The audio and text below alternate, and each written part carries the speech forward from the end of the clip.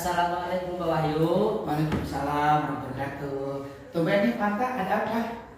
Biasa Pak, mau curhat nih. Curhat apa nih Panta? Ya, masalah pekerjaan ya. Karena saya ini menemukan cara belajar di dalam kelas itu kurang efektif Pak. Ya. Pertama, saya ketika masuk kelas siswa itu selalu berisik. Dan ketika disuruh diam, tetap aja. Nah, jadi saya minta solusi bagaimana caranya supaya siswa itu ketika anak-anak diam, jadi mengikuti perintah kita. Sebelum kita membahas solusi ya Panta ya, sebetulnya solusi itu nanti akan terjawab dari obrolan-obrolan kita ini Panta ya. Amin. Amin.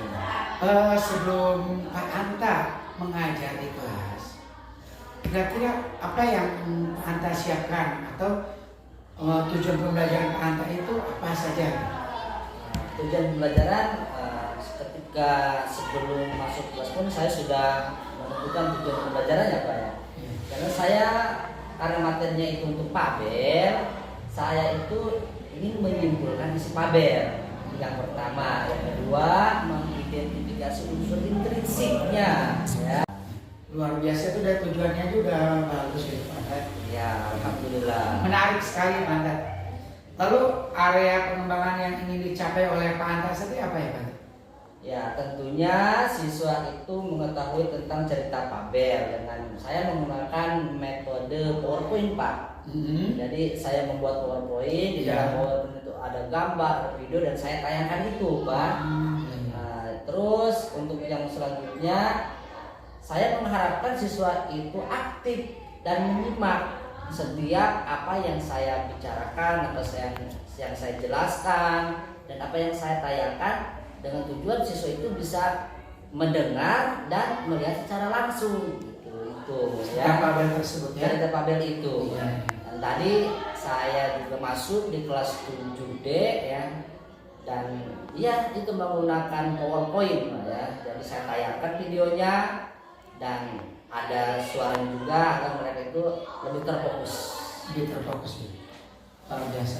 Lalu strategi apa yang dipersiapkan oleh Pak Anta agar tujuan pembelajaran itu tercapai Pak? Pertama, tadi strategi yang sudah disiapkan dari jauh-jauh hari, materi ini sudah saya susun dari awal pembelajaran, sudah membuat RPP, materinya sudah saya pos-poskan. Ini yaitu tadi menggunakan sarana yang kita punya di sekolah, yaitu PowerPoint. Saya semaksimal mungkin menggunakan fasilitas yang ada di sekolah, karena di kita itu ada PowerPoint. Saya rasa menggunakan PowerPoint itu cukup efektif Pak. Fokus ya.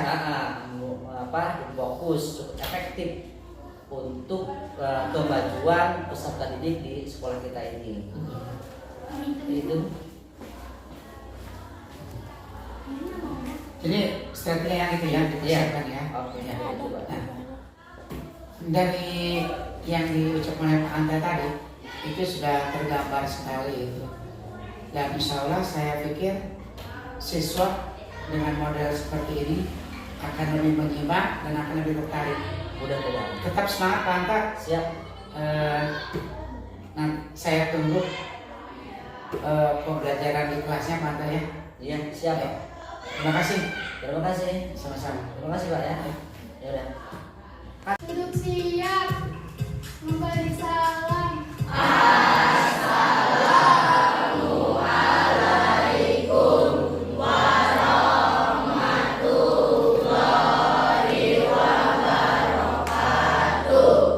Waalaikumsalam warahmatullahi wabarakatuh. Selamat siang anak-anak. Semangat belajar. Oke, jadi hari ini kita akan belajar mengapresiasi dan mengkreasikan cerita Pabel ya. Jadi sebelum kita pada materi, Bapak mau tahu dulu hari ini siapa saja yang tidak sekolah. Jadi yang tidak sekolah siapa aja? Sandy. Sandy sakit. Selain Sandy siapa lagi? Nabila apa? Nabila apa? Mana itu Nabila?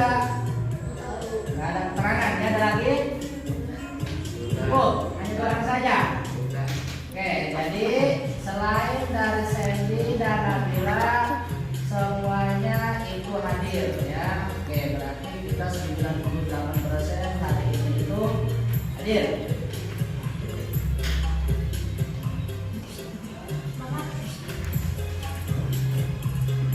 Oke, pada materi ini kita langsung saja mengapresiasi dan mengekspresikan cerita Paber. Nah, sebelum pada materi yang akan kita bahas, apakah kalian itu pernah mendengar kata Paber? Pernah. Nah, kan pernah membaca Paber? Paber apa yang kalian baca? Paber binatang.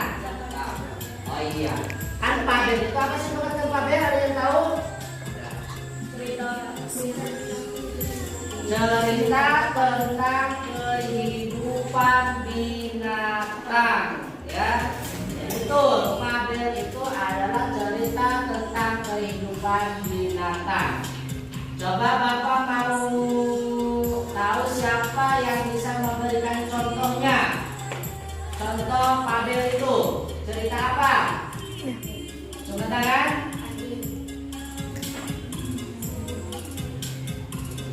Dia cerita apa yang pernah kalian katanya tadi sudah pernah baca Paber, pernah menonton film Paber. Contohnya apa, Cahaya?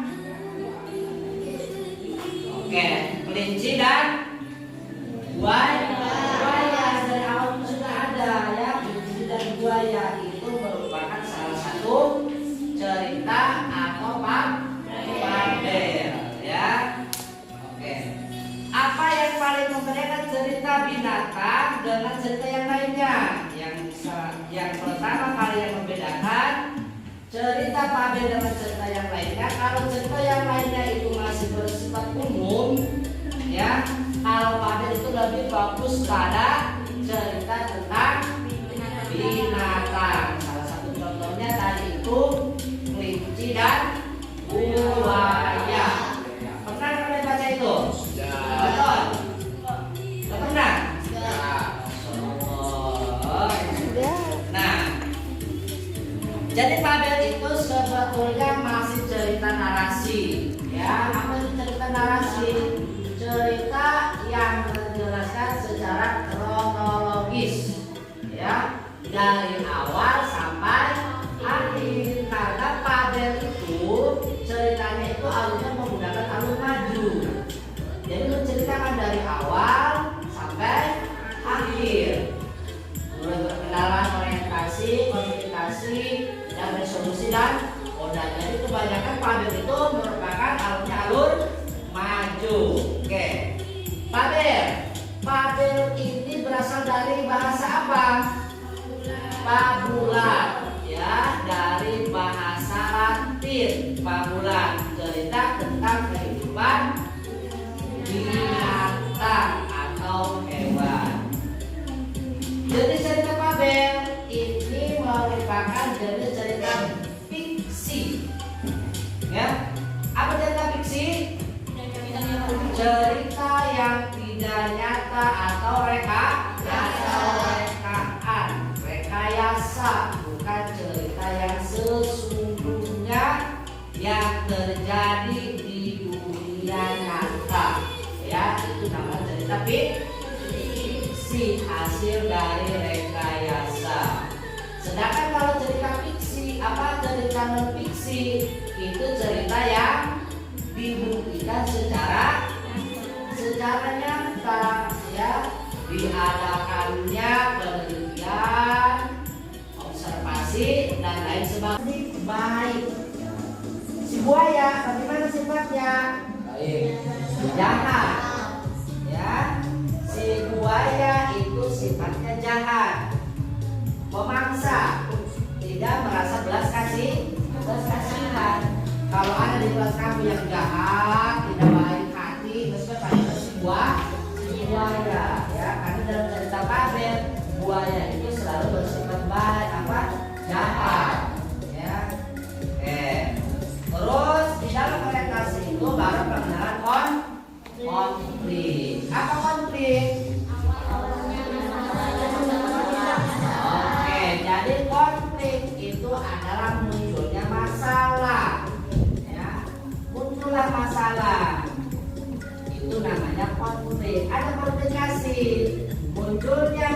masalah hingga masalah memuncak. Jadi konflik dan komplikasi itu ada sedikit perbedaan tipis. Kalau konflik itu baru munculnya masalah. Kalau komplikasi masalah muncul hingga memuncak. Kalau ibarat sebuah kancil dan buaya itu ada di mana di komplikasi itu ada di klimaksnya. Artinya sejak permasalahannya itu kancil dan buaya berantem. Itu namanya komplikasi. Resolusi, apa resolusi? Jadi resolusi itu penyelesaian. Assalamualaikum warahmatullahi wabarakatuh. Waalaikumsalam warahmatullahi wabarakatuh. Selamat pagi Pak Anta. Selamat pagi. Selamat pagi Bu Haji Ade. Ya. Pada kesempatan ini saya ingin bercakap-cakap dengan Pak Anta, terutama tentang percakapan pasca observasi kelas ya. Iya. Hari atau tanggal kita melakukan itu kalau tidak salah hari Senin tanggal 20 Februari 2023 ya Pak ya. Iya. Nama gurunya betul namanya Pak Anta?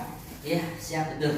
Mata pelajaran Bahasa Indonesia kelas kelas 7, Pak. kelas 7 ya, sekolah SMP 1 Alakajar. Makanya. Pak Anta kan sudah melakukan pra observasi Iya. ya, terus praktik mengajar observasi ya. Iya. Lalu sekarang bagian pas observasi kelasnya Pak Anta. Oke, siap. Kira-kira menurut Pak Anta, catatan refleksi guru yang Pak Anta lakukan itu seperti apa Pak Anta? Baik, karena kemarin saya menemukan beberapa kendala ya. Setelah direfleksi, pembelajaran saya semakin terarah. Karena kemarin kan saya menanyakan sama Bapak, Pak, ini seperti masalah seperti ini, Bapak memberikan penjelasan, dan penjelasan itu yang Bapak berikan saya aplikasikan di dalam kelas sehingga pembelajaran sama siswa itu tersampaikan, semuanya tersampaikan, dan alhamdulillah semuanya itu berjalan dengan baik seperti halnya yang kita harapkan. Alhamdulillah berjalan dengan baik ya Pak. Oke. Selanjutnya topik percakapan dan catatan apa yang Pak Anta lakukan? Kebetulan saya juga mencatat di dalam HP Pak ya, karena tadinya diketik benar-benar ketinggalan. Ini topik percakapannya adalah pengalaman setelah diobservasi dengan materi teks persuasif, pengertian ciri dan struktur dengan strategi pembelajaran berdiferensiasi. Catatannya, belum seluruh siswa terlibat aktif dalam proses pembelajaran. Jadi di dalam pembelajaran itu memang untuk keseluruhan udah bagus, tetapi hanya ada beberapa siswa yang belum terlalu aktif, Pak. Tapi secara keseluruhan udah bagus. Lalu rencana tindak lanjut yang Bapak inginkan apa nih? Setelah itu saya merencanakan ulang lagi strategi pembelajaran yang dapat memotivasi siswa untuk aktif bertanya, misalnya dengan membuat pertanyaan permantik, seperti itu. Baik, semoga kedepannya Pak Anta semakin lebih baik lagi. Amin. Kita tetap kompak ya Pak ya. Iya. Bekerja sama. Baik, demikian percakapan pasca observasi kelas yang saya lakukan. Saya Wahid berkonsultasi dan pengajar praktik saya Ibu Haji Ade Siti Munawara serta guru yang di absennya yaitu Pak Anta. Demikian dari kami. Assalamualaikum warahmatullahi wabarakatuh.